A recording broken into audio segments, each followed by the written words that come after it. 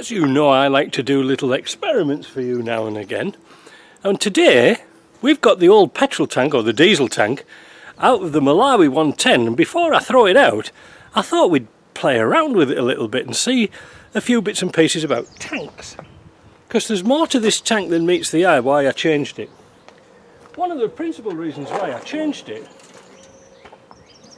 it's got a big dent in the bottom.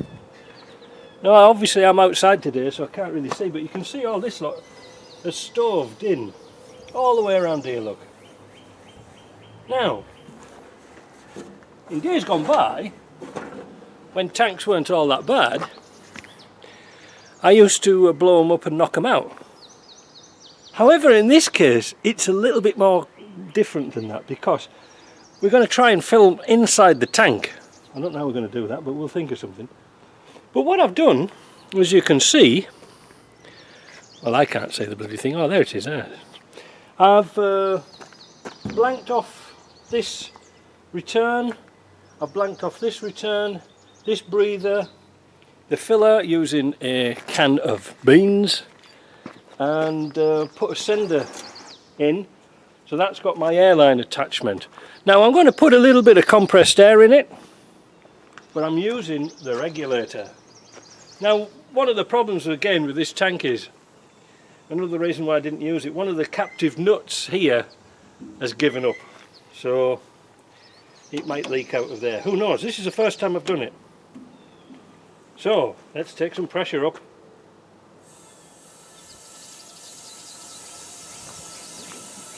Oh, that started to pop.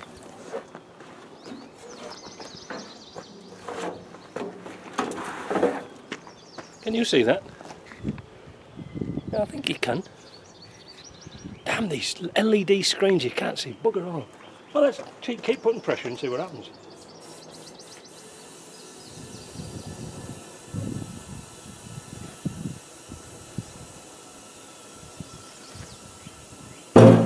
Ooh.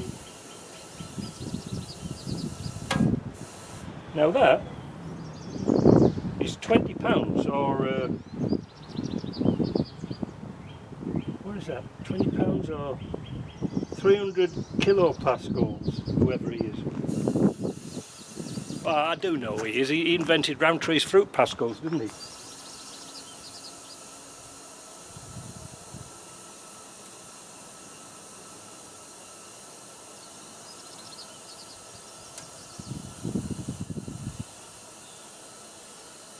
There she goes. I'm just going to go and get a hammer. Because this tank's got creases here where it's been hit, it makes it difficult to actually get all the creases out. So I've got a hammer, but you really need to knock it from the inside, but unfortunately there's nowhere to knock it. So let's just keep putting pressure in.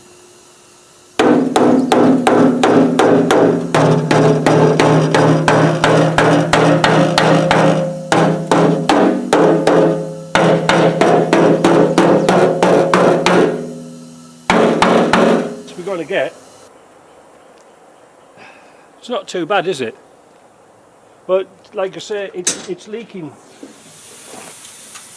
from here because I can't get that tightened up. If I could, it would be good. Well, you can see how the top's board pushed out, and that's not good. Yeah, so the this isn't leaking, but this is bored up a bit, but not too bad. But this nut here has come off completely.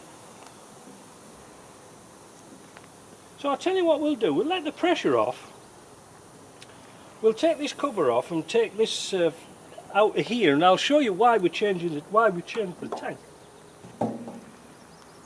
I don't like throwing things away, as you know, and if we could have used this again, it would be brilliant. But let me strip it down, and I'll show you what I was talking about. Well, whilst we're here, this is a good opportunity to show you the tool I make to get the senders out, and how easy it is. You see, you pass your wire through there, locate it on the lugs, turn it, done. Pub time. Pub time. This is another thing I do with these steel things. There, you can see I cut a V on the end so that it doesn't suck up leaves and anything like that. Because if it's a flat pipe, it can just suck up paper, leaves, and believe me, I've had about 5 tanks do that before. Especially leaves. Right, let's see if we can have a look inside this tank. Right, I'm not sure if we can see in here because I can't see the screen very well. Maybe I'll shoot this again. Oh no, wait a minute, then we can see. Now you can probably see there's a baffle box inside. There's a box, and right in the bottom right hand corner there's a little hole that lets fuel into that box, and that's to stop it swishing around like if you're going uphill. But most importantly, look at, can you see the crud inside it? Can you see all the muck and rubbish inside? It's absolutely full of crud. You know, that's all potential filter filler, if you see what I mean. Let's try and take this from a different point of view from the top. When I was playing back the video and looking at the inside of this tank, I thought, well, that's never going to get used, for it's full of crud and rubbish. It's going to be quite difficult to get out. So I thought we'll do something a bit more spectacular. We're going to have a look inside that tank because I'm going to cut it open. Now we do need some safety equipment, and this is safety first. We need some goggles, need some ear protection, and a very sharp grinder. But most of all, remember, do not cut into a tank without purging it. So what we need is a gas that's, how do we say, inert. Wait a minute, I've got an idea. Well, I don't know if this scene's going to come out, but I've got the Yaris over there, and I've stuffed a pipe up the exhaust. You missed the exciting scene because I don't think I had the camera switched on. What I was trying to describe is we're going to use the carbon monoxide out of the Yaris exhaust, which is coming out of the pipe here.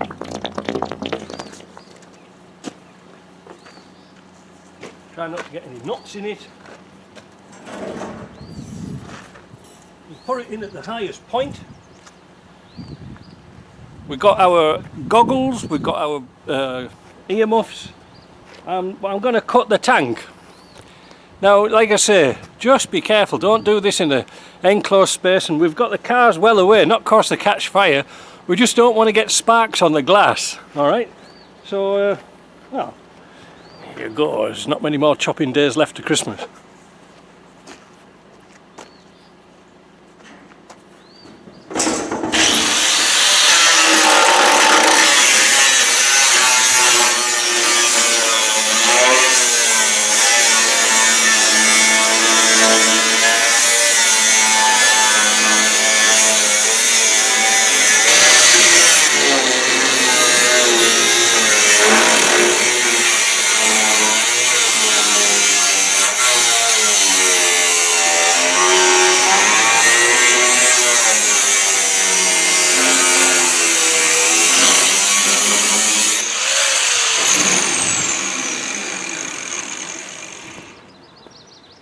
Are you getting ready for the good bit?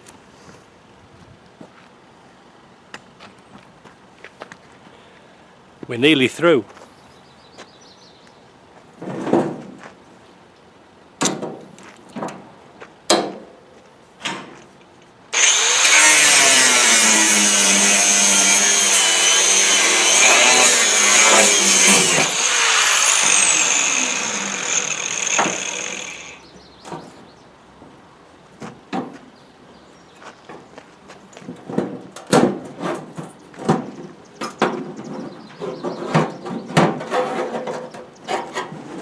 Just a bit.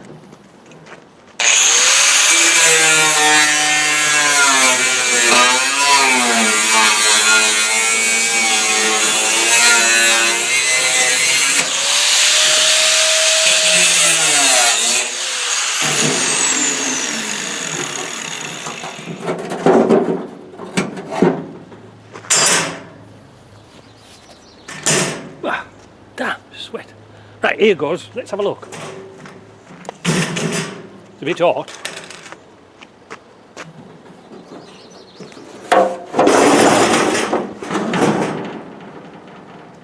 Oh, I bet you've never seen inside a tank before. Neither have I, come to that. There you go. Now you can see why it wasn't a keeper.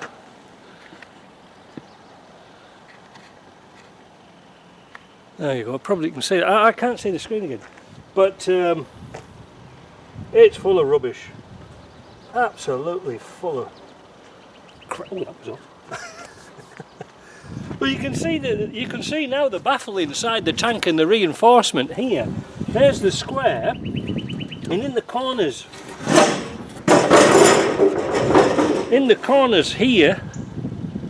Oh, damn it, it's damn bloody thing here. Alright, let's do this.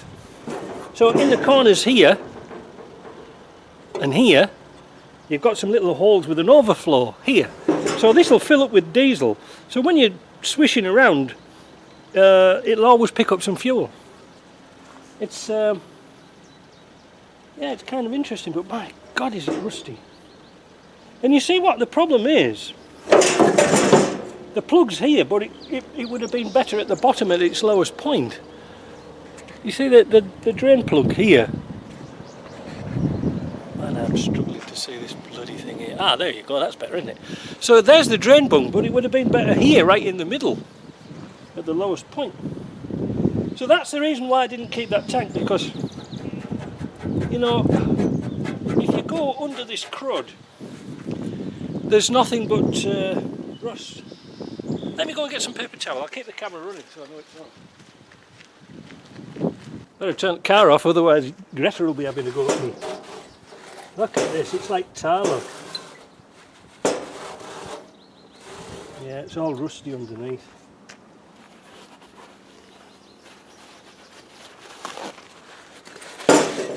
Yeah. You could have saved it, I suppose, but it's how do you wash it out? That's the problem. And I'm not going to weld it back up again.